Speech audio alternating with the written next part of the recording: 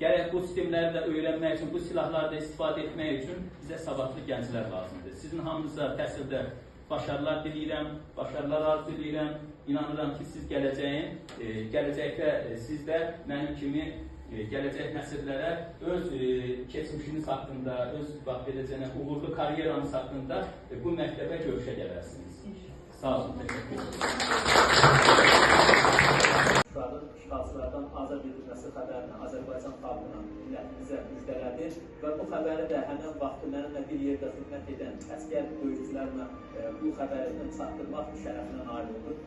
Cənab əsgərlər! Ali Baş Komandan açıqlama verdi.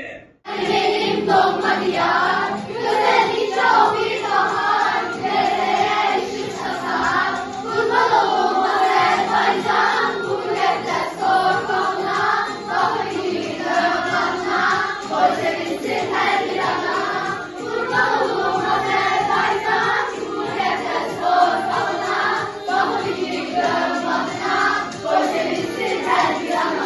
Azerbaycan, bu müqəddəs torpağına, bakır yürüdüm başına, koy sevinsin her bir ana, kurban olma Azerbaycan, bu müqəddəs torpağına, bakır yürüdüm başına, koy sevinsin her bir ana. Üzərinə əlavə bir məsuliyyətlə düşdüyünü hiss elədim.